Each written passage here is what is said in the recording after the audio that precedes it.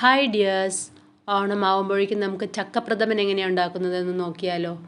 ചക്കപ്രഥമൻ എന്നും പറയും, ചക്ക പായസം എന്നും പറയും. അതിന് ചക്ക സീസൺ സമയത്ത് അത് വെട്ടി ചക്ക വരട്ടി വെക്കണം. ചക്ക പായസം ഉണ്ടാക്കാനാണ് വരട്ടുന്നത് എങ്കിൽ അത്ര ടൈറ്റായി വരട്ടി വെക്കണമെന്നില്ല. ഒരു ലൂസായി വരട്ടി വെച്ചാലും മതി. എന്നാലും അതിൻ്റെ കേട് തീർത്ത് വേണം വയ്ക്കാൻ. അതിന് നമ്മൾ ചക്ക വരട്ടി വെക്കുന്നത് നമ്മൾ നേരത്തെ ഇട്ടതാണല്ലോ റെസിപ്പി.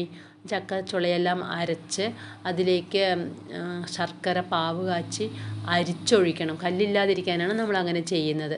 അരിച്ചൊഴിച്ച് ഒരുവിധം ടൈറ്റാക്കണം. ഒരുപാട് ലൂസാണെങ്കിൽ ചിലപ്പോൾ പൂപ്പൽ പിടിക്കാനുള്ള സാധ്യതയുണ്ട്. അപ്പോൾ ഇതിനെ ഒരുവിധം ടൈറ്റാക്കി വേണം വരട്ടി വയ്ക്കാൻ. ബിസ്ക്കറ്റ് പരുവത്തിൽ വരട്ടി വയ്ക്കണമെന്നില്ല, ലൂസായി വരട്ടിയാലും മതി. അതിലേക്ക് 1 ടേബിൾ സ്പൂൺ നെയ്യ് ഒഴിച്ച് ഒന്ന് ചുരുട്ടി വെച്ചാൽ നന്നായിരിക്കും. ഇത് ഇങ്ങനെ തന്നെ നമുക്ക് കഴിക്കാം. പക്ഷേ ഇങ്ങനെ തന്നെ കഴിച്ചാൽ തീർന്നു പോവും, പായസം വയ്ക്കാനുണ്ടാവില്ല. ഇനി നമുക്കിത് തണുത്ത ശേഷം ഒരു എയർ ടൈറ്റ് കണ്ടെയ്നറിൽ ഇട്ട് വയ്ക്കാം. ഇട്ട് ഫ്രിഡ്ജിൽ വെച്ചാൽ മതി, ഫ്രീസറിൽ വെക്കണം എന്നൊന്നുമില്ല. ഇതിന് നന്നായി കാറ്റ് കിടക്കാതിരിക്കാനായിട്ട് നമുക്ക് എല്ലാവിടെയും ഒന്ന് അമർത്തി മൂടി വയ്ക്കാം. ഇന്നത്തേക്ക് കഴിക്കാൻ ഞാൻ കുറച്ച് എടുത്ത് വെച്ചിട്ടുണ്ട്. ഇനി കുറച്ച് കാലങ്ങൾക്ക് ശേഷം ഇനി നമുക്ക് പായസം വേണമെന്ന് തോന്നുമ്പോൾ നമുക്ക് പായസം ഉണ്ടാക്കാം. അതിനായി ഇപ്പോൾ ഞാൻ ഒരു തേങ്ങ ചിരവി എടുക്കുന്നുണ്ട്. മോൻ വന്നിട്ടുണ്ട്, അപ്പോൾ പായസം വയ്ക്കാമെന്ന് വിചാരിക്കുന്നു. അതിന് ചിരവി ചെറു ചൂടുവെള്ളം ഒഴിച്ച് മിക്സിയിലിട്ടൊന്ന് പൾസ് ചെയ്ത ശേഷം നമുക്കൊരു അരിപ്പിയിൽ കൈകൊണ്ട് പിഴിഞ്ഞ് എടുക്കാം. ആ ചണ്ടിയെല്ലാം നമുക്ക് വീണ്ടും മിക്സി ജാറിലേക്ക് ഇട്ട് കൊടുക്കാം. ഒന്നാം പാൽ റെഡി ആയിട്ടുണ്ട്. ഇനി നേരത്തെ പിഴിഞ്ഞ് വെച്ച ആ തേങ്ങയിലേക്ക് വീണ്ടും ചെറു ചൂടുവെള്ളം ഒരു ഗ്ലാസ് ഒഴിച്ച് ഒന്നുകൂടി പൾസ് ചെയ്ത ശേഷം നമുക്ക് വീണ്ടും അരിപ്പിയിൽ വെച്ച് പിഴിഞ്ഞ് എടുക്കാം. രണ്ടാം പാൽ റെഡി ആയിട്ടുണ്ട്. ഈ രണ്ടാം പാൽ ഉപയോഗിച്ചാണ് നമ്മൾ ചക്ക വരട്ടിയത് അരച്ചെടുക്കുന്നത്. നമ്മൾ അന്നുണ്ടാക്കി എടുത്ത് വെച്ചിരിക്കുന്ന ചക്ക വരട്ടിയതാണിത്. ഇത്തിരി ടൈറ്റ് ആയിട്ടുണ്ട്, ഇത്ര ടൈറ്റ് ആവണമെന്നില്ല. ഇനി ഇതിനെ മുഴുവൻ എടുത്ത് നമുക്ക് മിക്സി ജാറിലേക്ക് ഇട്ട് രണ്ടാം പാൽ ഒഴിച്ച് അരച്ചെടുക്കാം. രണ്ടാം പാൽ തികയുന്നില്ലെങ്കിൽ കുറച്ച് സാധാരണ വെള്ളം ഒഴിച്ചും അരയ്ക്കാം.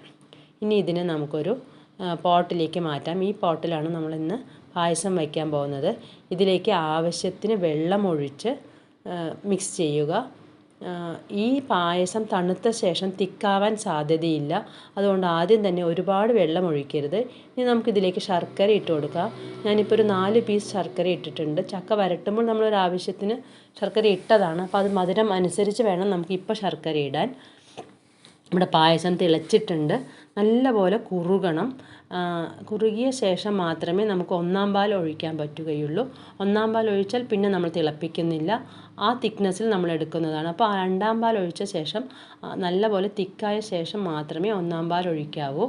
ഒന്നാം പാൽ ഒഴിച്ച് തിളപ്പിക്കരുത്. ഒന്ന് ചൂടായ ശേഷം ഓഫ് ചെയ്യാം. ഇനി നമുക്കിതിലേക്ക് 1 ടേബിൾ സ്പൂൺ നെയ്യിൽ കുറച്ച് 2 ടേബിൾ സ്പൂൺ തേങ്ങക്കൊത്ത് വതക്കി പായസത്തിലേക്ക് ഇട്ട് കൊടുക്കണം. ബ്രൗൺ കളർ ആവണം തേങ്ങാക്കൊത്ത്. ഇനി നമുക്കിതിലേക്ക് മിക്സ് ചെയ്യാം.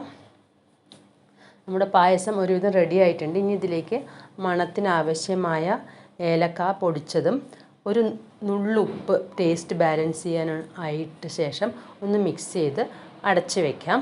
കുറച്ച് സമയത്തിന് ശേഷം, അതായത് പാത്രപ്പാകം കിട്ടിയ ശേഷം നമുക്ക് ഇതിനെ സർവ് ചെയ്യാം.